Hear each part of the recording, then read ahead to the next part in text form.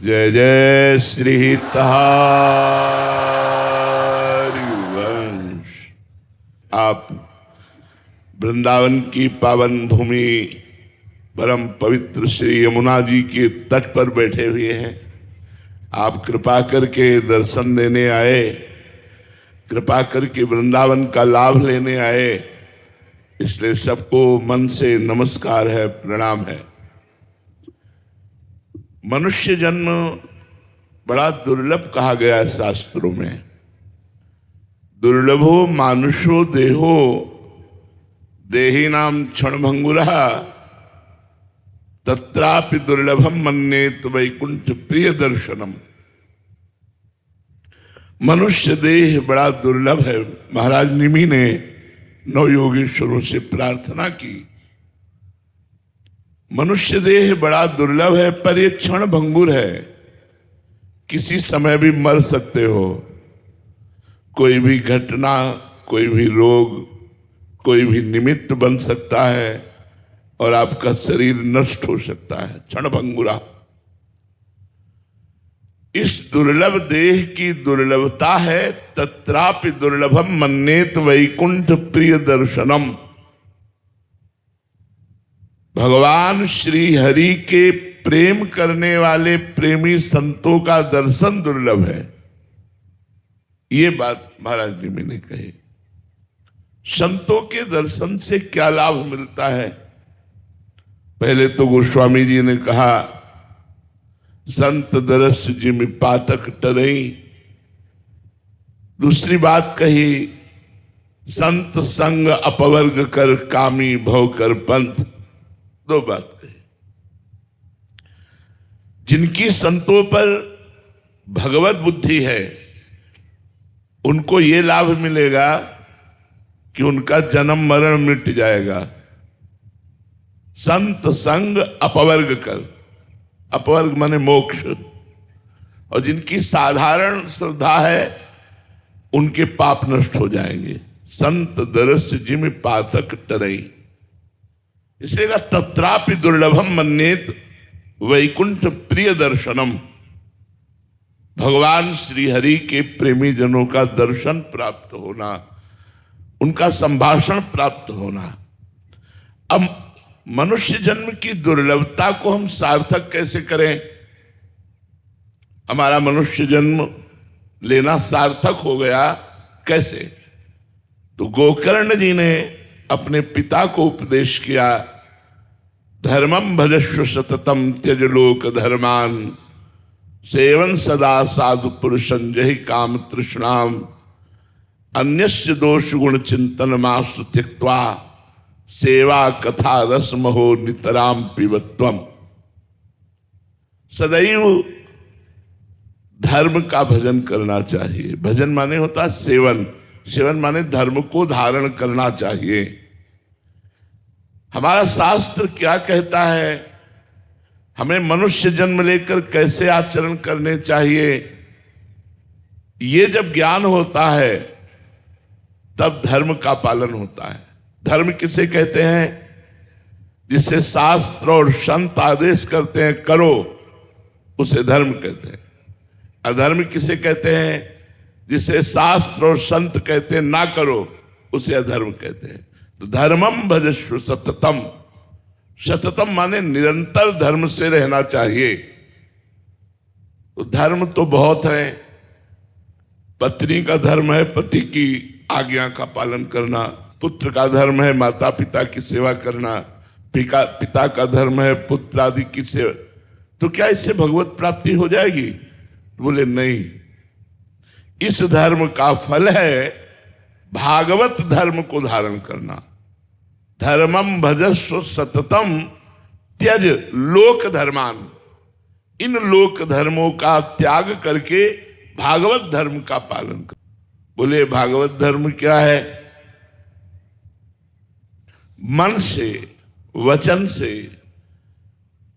अहंकार से, इंद्रियों से, अनेक जन्मों के स्वभाववश जो जो कर्म बने वो भगवान को अर्पित कर दिए जाएं, भगवान के लिए किए जाएं और भगवान का नाम जप किया जाए। बोले तो बड़ा कठिन है। तो बोले संतों का संग करो। धर्मम भजस्व सततम त्यज लोक धर्मान सेवन सदा साधु पुरुषन। लोक धर्म का त्याग करके भागवत धर्म में चलना ये बड़ा कठिन है, लेकिन इस कठिनता की पूर्ति जो संत समागम करते रहते हैं उनको हो जाती है। उनमें इतना आत्मबल आ जाता है कि वो संसार का मोह त्याग करके, अज्ञान त्याग करके भगवत धर्म में चलने लगते हैं। संतों का सेवन करें। तो आगे लिखा कि संतों का सेवन करने में सावधानी क्या रखनी है। बोले जय काम तृष्णाम। ये कामना और तृष्णा, तृष्णा कहते हैं भोगे हुए विषय को पुनः भोगने की इच्छा, और कामना कहते हैं सुने हुए देखे हुए भोगों को भोगने की इच्छा। जब तक कामना लेकर संतों के पास जाओगे, तृष्णा भोगे हुए भोगों को पुनः भोगने की इच्छा लेकर के जाओगे, तब तक भगवत प्राप्ति में बड़ी बाधा है। क्योंकि कामना की पूर्ति हो जाएगी और आपका मन भगवान से हट जाएगा, भगवान में नहीं लगेगा। जैसे भागवत में एक प्रसंग आता है चित्रकेतु राजा का। देवर्षि नारद जी और अंगिरा जी बड़े महात्मा हैं। इन्होंने उन पर कृपा करने के लिए उनके घर पधारे, पर उनके अंदर कामना थी। उन्होंने अपनी कामना रखी कि मुझे पुत्र की प्राप्ति हो। आए थे भगवत प्राप्ति कराने, लेकिन जब पुत्र की प्राप्ति की बात कही तो देवर्षि नारद जी अंगिरा जी ने कहा ठीक है, तथास्तु ऐसा ही हो, पुत्र होगा, पर तुम्हें हर्ष और शोक की प्राप्ति होगी। वो इस बात को नहीं समझ पाए। पुत्र हुआ, बहुत सी रानियां थी, उनमें अन्य रानियों को ईर्ष्या हुई कि अब राजा तो बड़ी रानी के पास ही जाते हैं। जब से पुत्र हुआ तो पुत्र को जहर दे दिया, वो मर गया। हर्ष और शोक, पैदा हुआ तो हर्ष, मरा तो शोक। जब वो व्याकुल थे तब फिर देवर्षि नारद जी और अंगिरा जी आए और उनकी व्याकुलता को दूर करने के लिए उस जीवात्मा को बुलाया और कहा देखो तुम्हारे माता पिता बड़े दुखी हो रहे हैं। उस जीवात्मा ने कहा कौन किसका माता पिता, कई बार ये हमारा पुत्र बन चुका है, कई बार कौन क्या बन चुका है, हमारा इससे कोई संबंध नहीं। उनके मोह का नाश हुआ, तब उनको उपदेश किया और वो महाभागवत बन गए। तो जो भागवत धर्म है वो संतों के संग से प्राप्त होता है, पर संत संग का लाभ तभी मिल पाता है जब अन्य कामना और तृष्णा का त्याग हो जाए। तो कहा धर्मम भजस्व सततम त्यज लोक धर्मान सेवन सदा साधु पुरुषन जय काम तृष्णाम अन्यस्य दोष गुण चिंतन मासु त्यक्त्वा। दूसरे के गुण दोषों का चिंतन करना त्याग देना चाहिए। यदि साधना में परिपक्वता लानी है, यदि अपने पुण्य बचाने हैं, तो कभी किसी की निंदा ना करे, किसी का दोष दर्शन न करे। और गुण भी मायाकृत हैं, इसलिए हम गुणों से प्रभावित नहीं होते। सुनो तात मायाकृत गुण दोष अनेक, गुण या उभय न देखी देखी सो अविवेक। ये गुण दोष में संसार रचा हुआ है, इसमें हम सब में भगवान को देखने की चेष्टा करें, गुण दोष की नहीं। तो बोले इतनी सामर्थ्य कैसे आएगी कि हम किसी के गुण ना देखें, किसी के दोष ना देखें। बोले सेवा कथा रस महो नितराम पिबत्वम।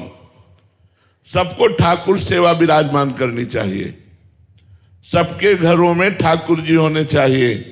ये कलयुग है, ऐसे उपदेशों को मत सुनो कि मूर्ति पूजा मत करो, ये मत करो, वो मत करो।